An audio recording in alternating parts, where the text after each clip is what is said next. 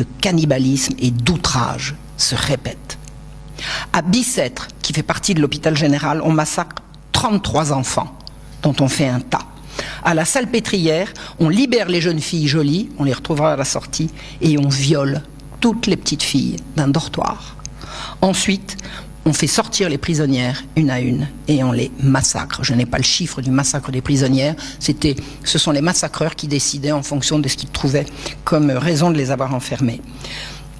Les autorités de la Salpêtrière n'auront de cesse pendant toute la journée d'appeler la Commune de Paris pour demander de l'aide. Il ne recevra aucune réponse.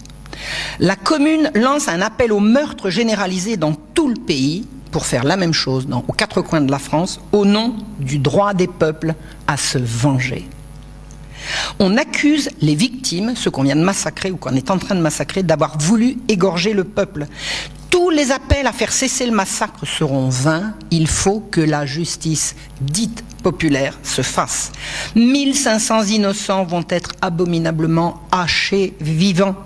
Robespierre dira que c'est un mouvement populaire, je le cite. « Nous n'avons point failli, j'en jure, par le trône renversé et par la République qui s'élève. » Ce sont ses références. Pour Marat, on a délivré Paris d'autant d'ennemis de la République. Qui de vous, messieurs, eût osé me faire un crime d'avoir appelé sur les têtes coupables des scélérats la hache des vengeances populaires? Bilan. 5 jours de massacre perpétrés par 200 assassins dans 9 prisons, alors que 50 000 gardes nationaux pouvaient les arrêter si on leur en donnait l'ordre, qu'on ne leur a jamais donné. On a retrouvé les factures, les procès-verbaux des sections, les massacreurs ont tous été rémunérés et on a leur signature sur les quittances. Ainsi est née la République. On a convoqué la Convention, c'est une nouvelle assemblée constituante dont je vous ai parlé, avec un nom bien franc-maçon, un convent, une convention, ça n'existait pas dans le vocabulaire courant en France.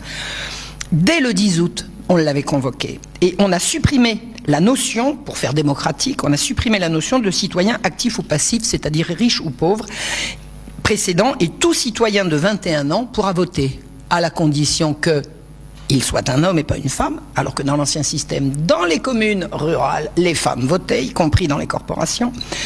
Donc il faut qu'il soit un homme et qu'il ne soit ni domestique, qu'il vive de son travail, c'est-à-dire ni chômeur.